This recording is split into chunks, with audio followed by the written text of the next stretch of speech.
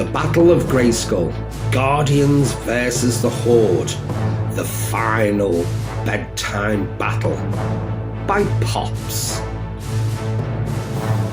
One warm evening under a sky full of stars, Gramps, Pops, Grandma, Mummy, Reggie, Leo and Percy sat outside, roasting marshmallows and telling stories about their past adventures in Eternia. Suddenly, the crystal compass on the porch table began to rattle and grow crimson. A beam of light shot into the sky, drawing stars into swirling spiral. The wind stopped. The birds fell silent. A voice echoed from the stars. Guardians, the Horde has come. Eternia stands upon the edge of ruin. Then boom! A portal cracked open. In the air, Manatar was bruised and Dusty stumbled through. He-Man is holding the front lines, but the Horde Armada is here. All of Eternia needs you. Without a moment of hesitation, the family joined hands and were swept once again into the vortex. They arrived in war-torn Eternia. The skies were dark, thunder rolling constantly. The fields around Castle Grayskull were scorched. Smoke curled into the air. Horde airships buzzed like angry wasps, and beast towers loomed on every horizon. Hordak had united forces with Skeletor, Shadow Weaver and the monstrous monstroid mechs from deep underground. He-Man, She-Ra, Teela, Buzzoff, Fisto and others were all locked in battle across the land. Your time has come, Guardians, She-Ra said. This is the final stand. Each family member had grown stronger since their last visit, and they were ready. Gramps now wielded the Tome of Time, summoning ancient warriors of Eternia's past. Pops upgraded his temple gauntlet with a fusion core, able to shut down Horde tech. Grandma's potion prism had turned into a full alchemical cannon, firing helpful brews across the battlefield. Mummy's cloak of soothing flight now could expand into a sky dome, shielding entire villages. Reggie's talking compass had bonded with the crystal moon, becoming the Chrono Star, able to protect Horde movements and unlock ancient Eternian tech. Leo, now a true warrior, carried the twin blades of courage glowing blue and gold, slicing through darkness. Percy's bell of joy had awakened into the laughter beacon, which could rally armies and weaken even by filling hearts with hope. Together, they were known across the land as the Guardians Family of Light.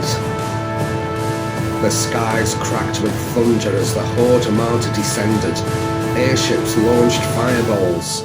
Monstroids stomped across Eternian plains, and skeletal sorcerers cast shadow spells over the mountains. But the Guardians stood tall. Gramps summoned long-lost Eternian warriors, the Moon Centennials, the Starlight Panthers, and the giant Golden Phoenix. Pops disabled Horde war machines with his gauntlet, hacking their circuits mid-air. Grandma stood atop a turret, launching potions that healed allies and froze enemies in go. Mummy flew across the sky, shielded wounded fighters and lifting them to safety. Reggie, from his control tower, coordinated the entire Resistance army, using the Chrono Star, predicting enemy attacks before they happened.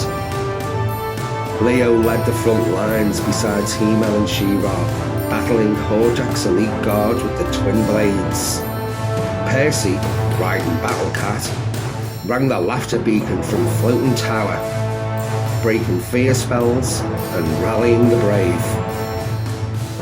At dawn, Hordak unleashed the ultimate weapon, a monstrous machine called the Null Engine, powered by Eternia's stolen dreams.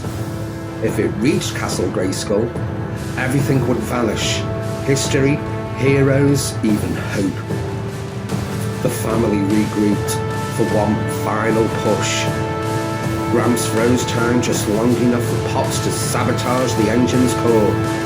Reggie and Leo stormed inside the machine, facing Shadow Weaver and Trapjaw in a fierce battle. Grandma and Mummy used sky brews and shields to hold off waves of shadow creatures outside.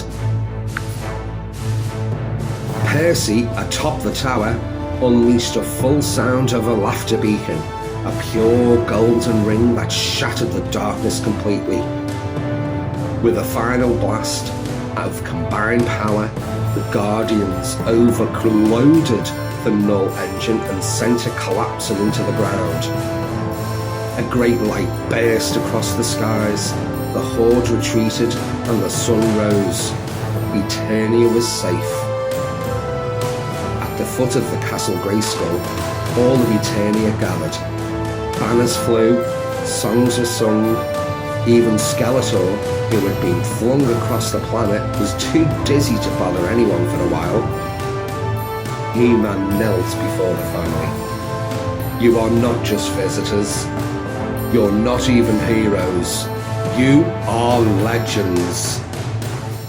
Behind them, the Council of Elders raised a statue of the Guardian family. 7 heroic figures holding hands, standing across against the darkness. Back home for now. As the vortex opened again, Percy looked up. Do you think we'll be ever needed again? Reggie grinned. Hope not. But if we are, we'll be ready. With one last look at the castle, they had saved the family step through.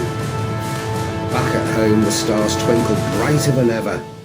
On the mantle, the compass pulsed softly, no longer just a tool, but a reminder.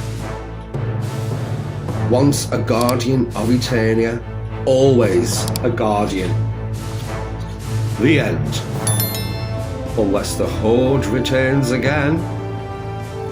Good night, boys.